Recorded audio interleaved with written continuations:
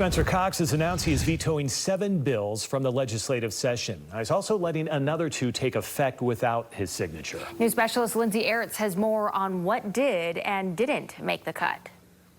Now, one of these bills creates a cybersecurity training for state employees, and Governor Cox says that training already exists. He says if there's changes that are needed, they are happy to do that, and they welcome that conversation. That's an example of where he says some of the bills that he vetoed just weren't necessary.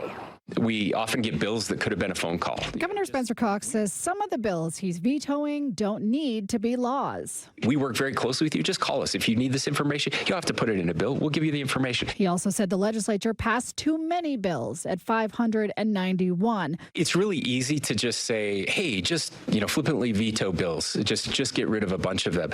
And the minute I do that, nothing I would like to get passed gets passed. The governor has until midnight to sign or veto the rest of this year's batch, or they automatically become law.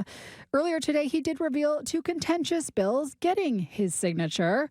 One requires only Salt Lake County's district attorney's office to report how prosecutors spend their time. Specifically, Simgill's office must do things like report their time in 15-minute increments. I think there's deep concern about what we've seen with some of the policies impacting homelessness, the crime in parts of the city. Him being a Democrat, your party and the Republicans sort of taking aim at his office. Why should people view this any other way as political? I think there are several reasons. This year, we have more investments going into to Salt Lake City than at any time in our state's history. I think it's fair for them to want to receive information. In a statement, Gill says we are disappointed, especially after multiple requests to veto. He adds, we are hopeful that the delayed implementation will provide time to answer how the requirements requested are connected to the outcomes the legislature seeks.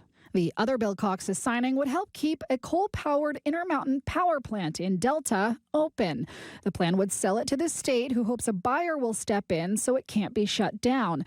But there's already an agreement with the Federal Environmental Protection Agency for it to close. If there are opportunities to keep those facilities running, we're going to want to exhaust every possibility out there, making sure that we're complying with the environmental regulations that are in place and seeing if we can thread that needle. And the governor says changes to this and other laws could still be coming. There's a possibility of a special session to make some tweaks to the law.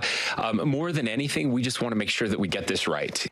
Now, Cox says that special session would likely happen before July of this year. Now, there are also 2 bills he let go into law without his signature. Cox says those bills had overwhelming support. Reporting in Salt Lake City for KSL 5 News, I'm Lindsay Aerts.